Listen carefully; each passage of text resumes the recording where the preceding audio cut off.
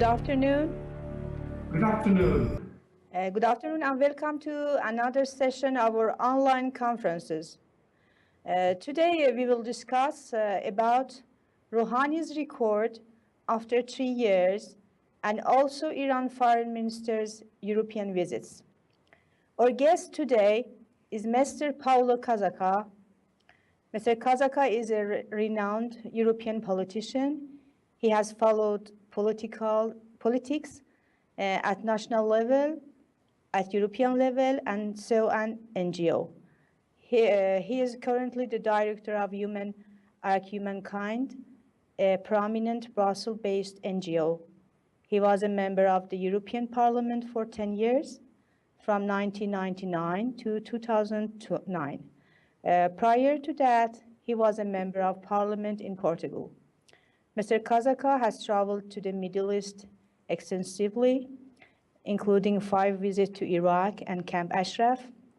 He has authored a book and several articles about the region. He has been published in a major international press, including the Wall Street Journal. Mr. Casaca, let me welcome you to our conference. Thank you very much for your very kind invitation. It is always a pleasure for me to be with you and to be able to discuss with you all the issues relating with Iran. Thank you so much for being with us. Let me start with this question. June 14 marks the 3rd anniversary of election of Hassan Rouhani as the Iranian regime president. How do you assess the conduct and the record? Let's start by his policies at home, especially human rights. Well, I think that here in the West, we are confronted with a mass disinformation campaign to make us believe that Mr. Rouhani would be a sort of liberal, moderate, that would be willing to make peace with the West, that we would be willing to end the mistreatment of the Iranian citizens, and that would be willing to stop the export of terrorism and the imperial outreach of the Iranian regime. But the facts are showing exactly the reverse. We see that capital punishment is increasing every year of Rouhani presidents. We see that corporal medieval punishments like floggings, amputations, and even blinding people are increasing. We see that there is less and less freedom of information. These are the objective facts, but we also know that because an advisor of President Obama decided to reveal this in public, that this issue of the moderate Rouhani has been a complete fabrication that has been masterminded to convince the Western public opinion, that it is a good idea to have a more close relationship with the Iranian regime. And so I think it's absolutely essential to put the truth on the table, to put the facts. And the facts exist, and they are coming from the United Nations agencies and from credible, independent human rights organizations that are showing with no doubt that this moderate level is a complete invention that has nothing to do with reality. Yes. As a follow-up, how about his foreign policy and Tehran's conduct in foreign policy during his tenure? Well, you know, I am just I've been recently coming from a visit in India, where I was in several states and also in Kashmir, and I was so surprised to see the overwhelming presence of posters of Khamenei, you know, tremendous big posters, not small ones, in some areas in Srinagar. And this is only one of the symbols, one more of the symbols of this expansionist agenda of the Iranian regime. This expansionist agenda is promoted through terrorism, through actual invasion by the forces, the revolutionary guards in neighboring countries, like it is happening in Iraq and it is happening in Syria, by sustaining proxy armed militias that are actually part of the Iranian Revolutionary Guards apparatus, as it is the case in Lebanon or it is the case in Yemen. And it is also promoted by a presence all over the world, a presence that is adapted to each circumstance, to each situation, and the full motive of this policy is to expand a fundamentalist agenda of the Iranian regime, an agenda that is contrary to human rights, that is distorting completely and reversing what is the original message of the religion that the leaders of Tehran claim to be representing. And this agenda is very, very dangerous for all of those who love freedom, democracy, and peace all over the world. And so we have to put the truth on the table. We have to confront the lobbies that are working all over the world, painting in a pink way what is going on in Iran and the intentions of the Iranian regime. These intentions are very negative. The Iranian regime wants no better for outsiders to what it is doing to insiders. And what is it doing to insiders? It is mass executions, it is misogynist policy of repression against women, it is coming to the Middle Ages in terms of corporal punishments, it is a very reactionary agenda that only aims at reinforcing this fanatic clique that is masterminding the country. Yes, you correctly talked about the inside policy. How about the policy in the region, Mr. Casaca? Any improvement when it comes to support for extremist groups meddling in Syria?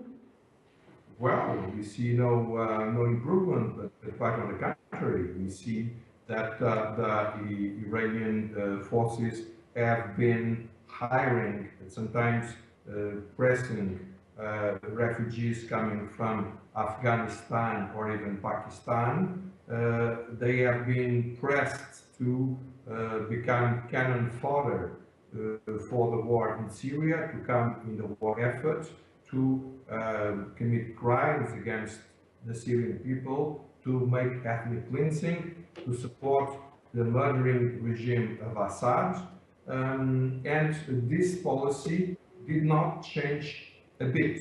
It is completely intact, it is proceeding, and it is reinforcing. So there is no sign, neither internal nor external, of any switch of policy of Iran towards a more peaceful approach. Yes. To be fair, some people in the Western political circles and the Western media in general, and in Europe in particular, refer to him as a moderate or with moderate tendency. Do you agree with this assessment? It is really a fabrication that has been made, and now it is avowed by the advisors of President Obama that it is a completely fabricated concept that has been produced to convince the public opinion that a deal should be made with Tehran, but nothing substantiates it. There is absolutely nothing in what President Rouhani is doing that can be an objective basis for qualifying him as a moderate. I think that this issue should be dealt in an objective way and should not be dealt on the basis of the propaganda that comes directly or indirectly from the Iranian regime. I think that it is a very, very extreme fanatic, and he is exerting a lot of an increasing pressure on the repression of the Iranian people and on the neighbors of Iran as well.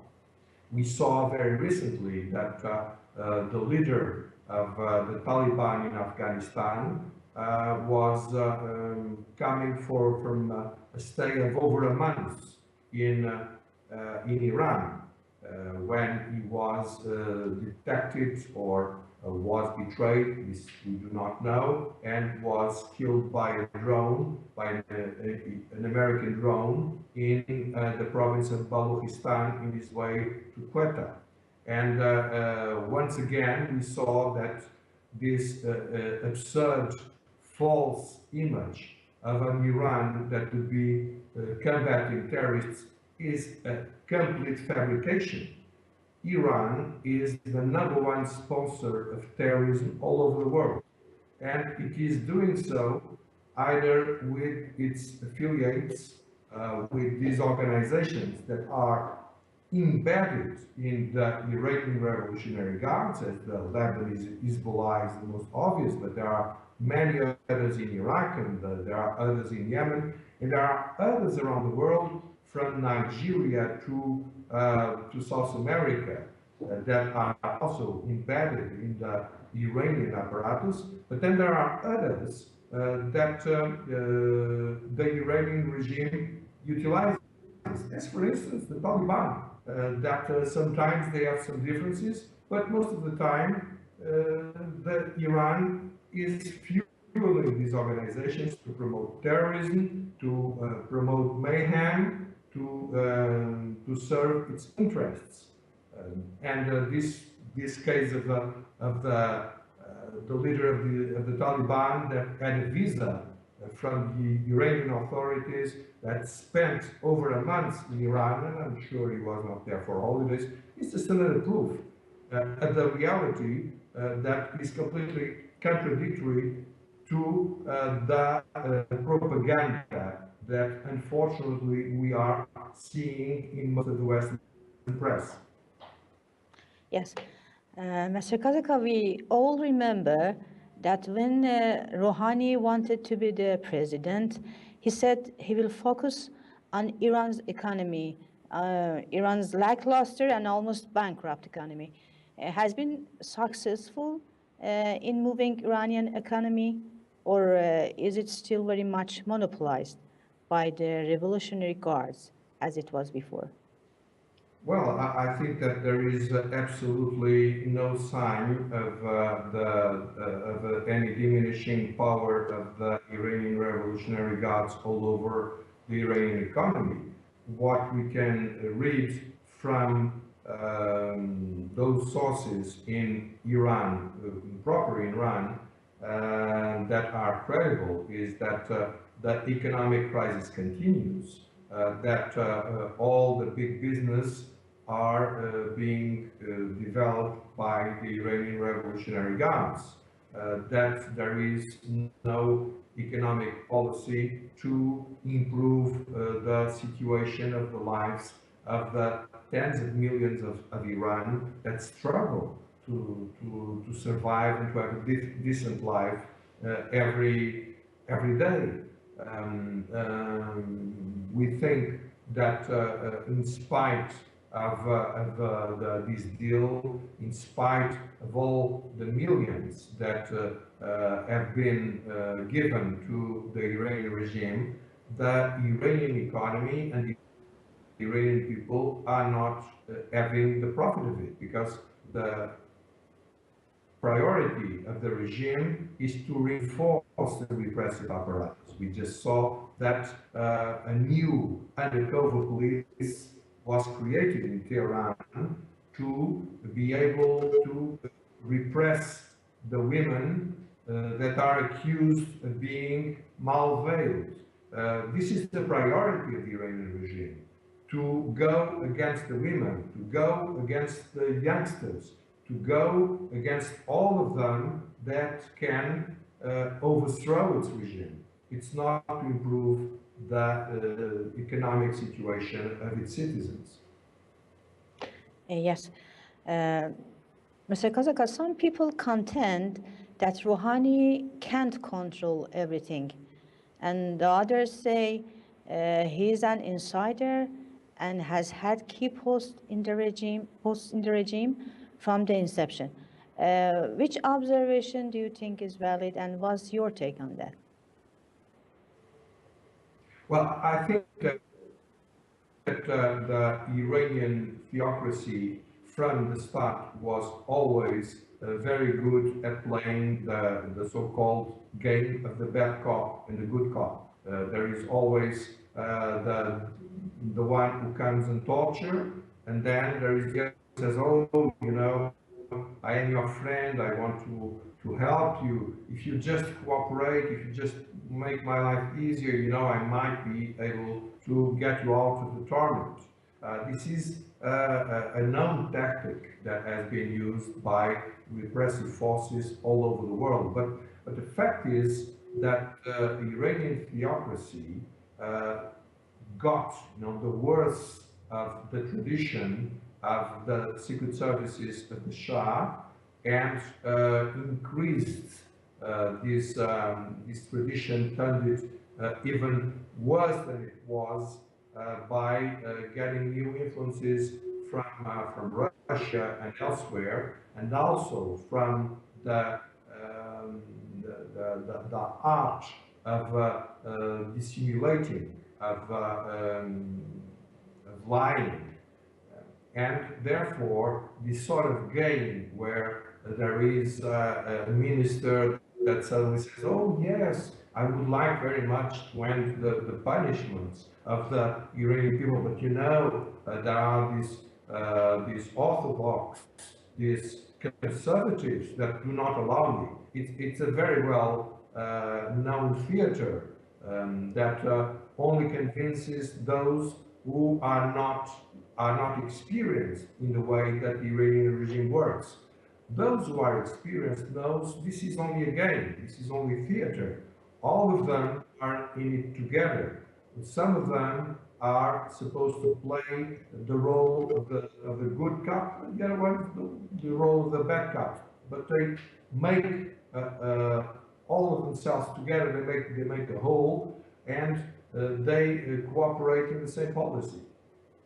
Yes.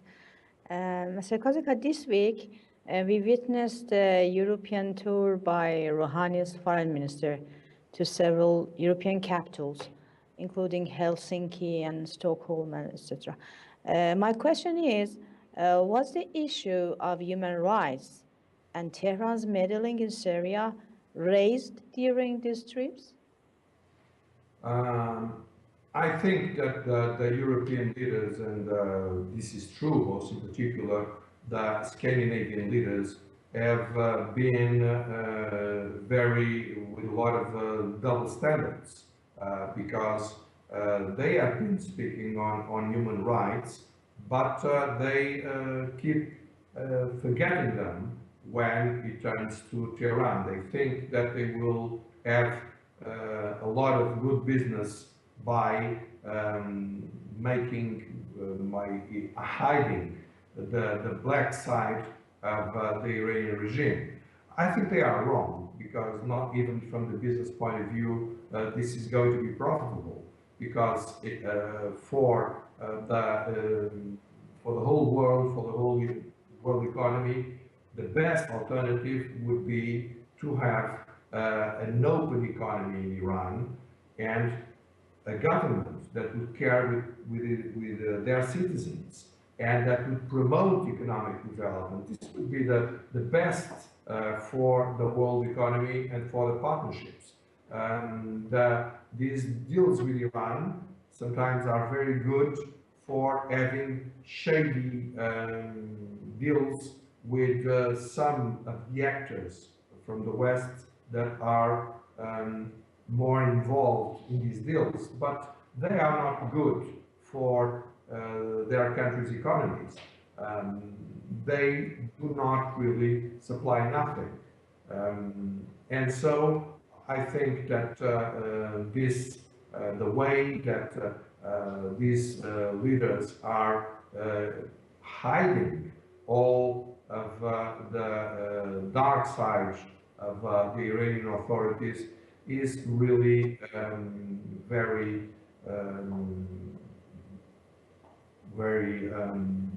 it's really a pity that they are doing so, and it's not commendable at all.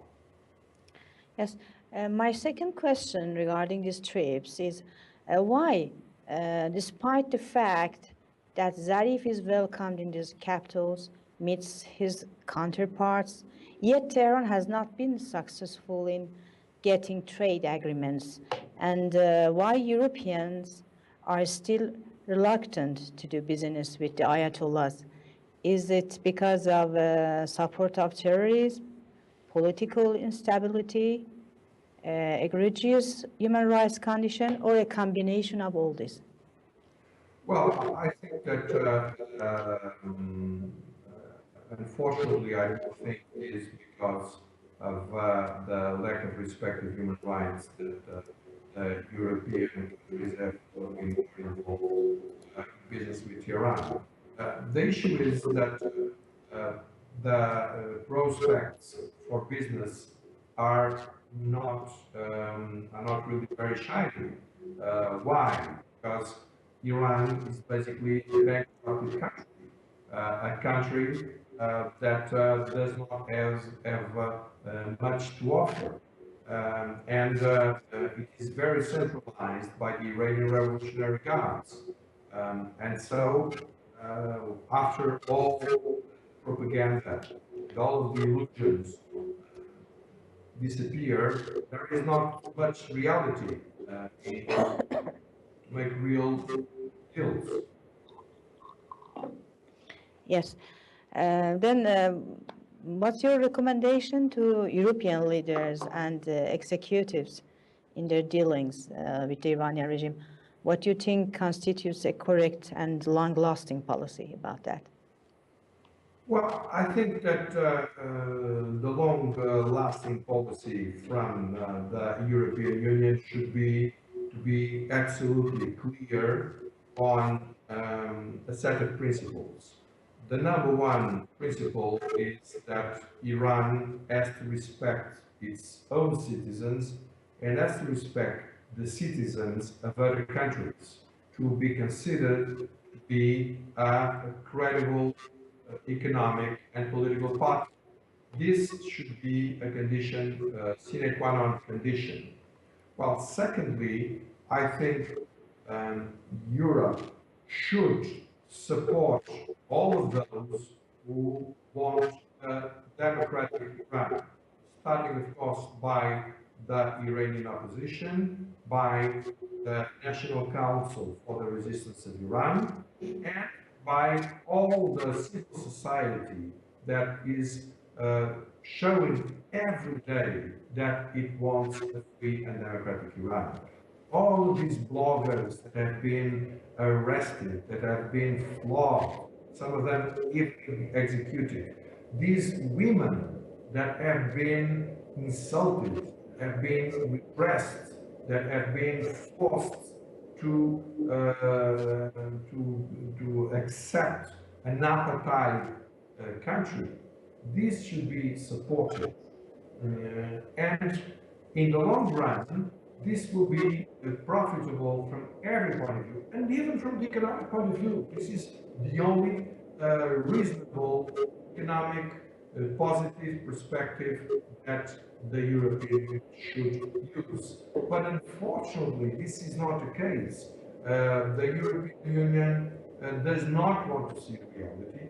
The European Union is using fraudulent information like this one of the Margaret Rouhani and other fairy tales that have nothing to do with reality, and it is trying to itself into a policy that has no future, that has no credibility, and that will achieve nothing but to allow the theocracy to go on oppressing its citizens and aggressing the outside world.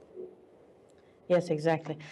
Mr. Casaca, let me shift to a different topic.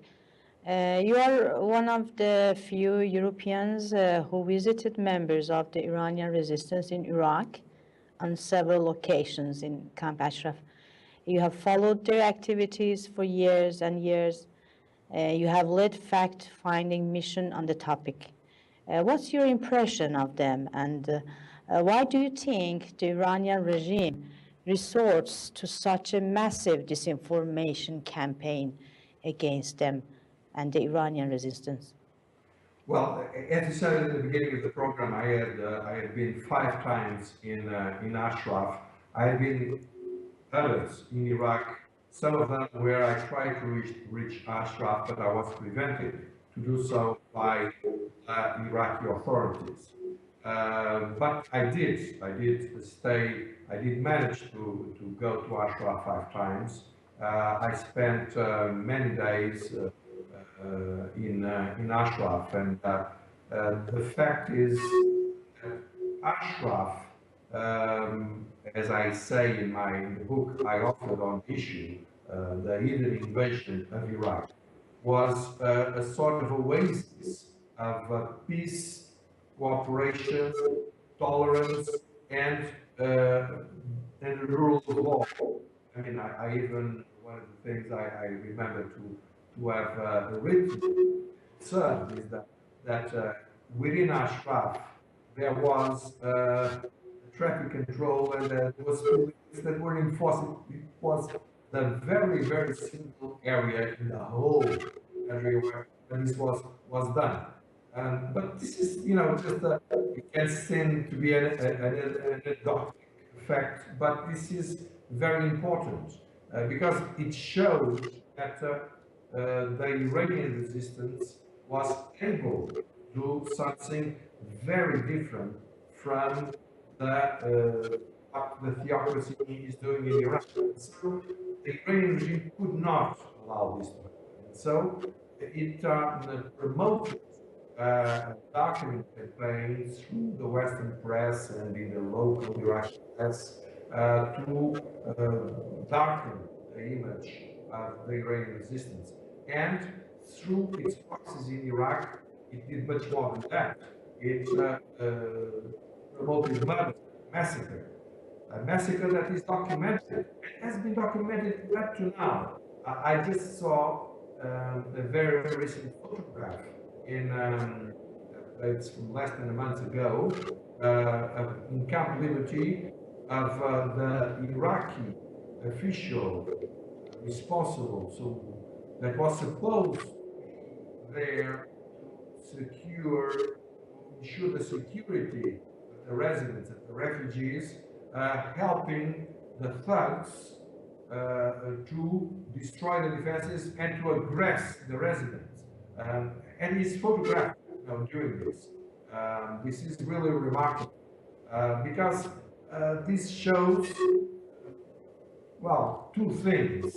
It shows the extent to which the Iranian regime and its proxies really hate and really fear that this resistance will be a bad example, in their opinion, of course, a bad example for Iranian people. It also shows the extent of the appeasement policy promoted by the United Nations and the United States, because, and of course, the international community, the European Union as well, because, I mean, these are proofs that no one can pretend that does not know, does not see, that the residents in Camp Liberty are being aggressed by the Iranian regime and by those who were supposed to be there to protect them. So this is really a tremendous scandal, and this calls action of all of those who believe in freedom and democracy, and all of those who understand that Ashrafists, the Iranian resistance, are not only people in love, but are by far the most courageous people I've ever met in my life. This is why we have documentary evidence, we have films, the massacres in Ashraf, because some of those knew that in the end they would be killed. They knew as well that their films would be a tremendous instrument in showing what was happening. And so they did it to the end. The massacring forces, they did not understand that they could not live behind portable bombs. Smartphones were recovered.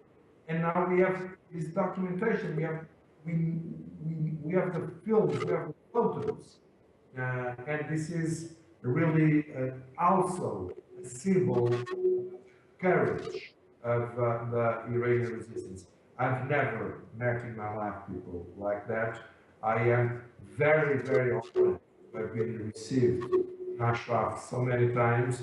I am very, very honored to be friends of all of those who are now in Camp Liberty, and of course of all of those who fortunately are in safely out of the direct influence of the Iranian regime. Yes, correct.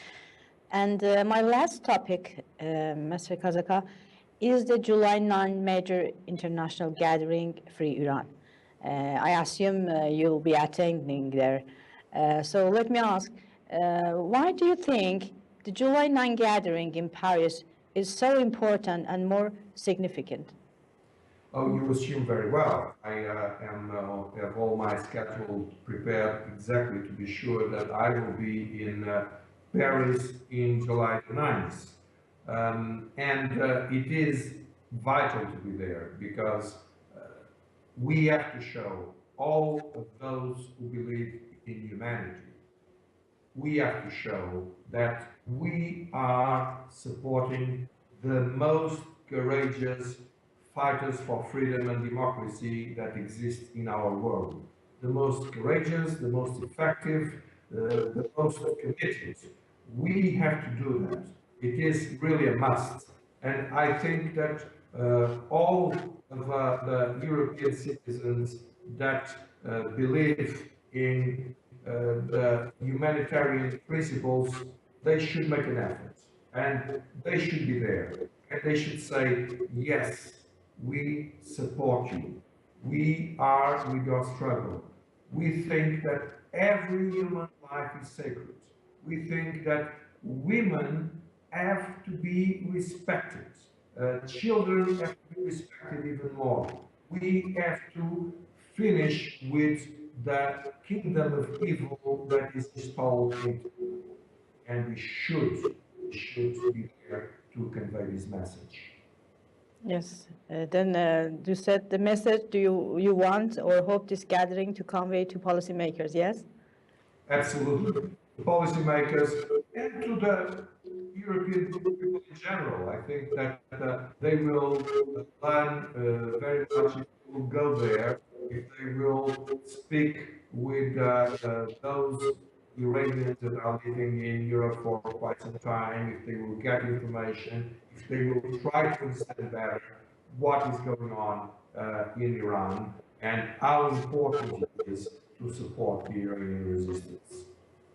Yes, thank you very much, Mr. Casaca. I would like to thank you for taking part in this conference. Thank you very much for the invitation. It's always a pleasure being with you. Yes, thank you very much for joining us in this conference, and thank all of you for participating in this session. Good afternoon.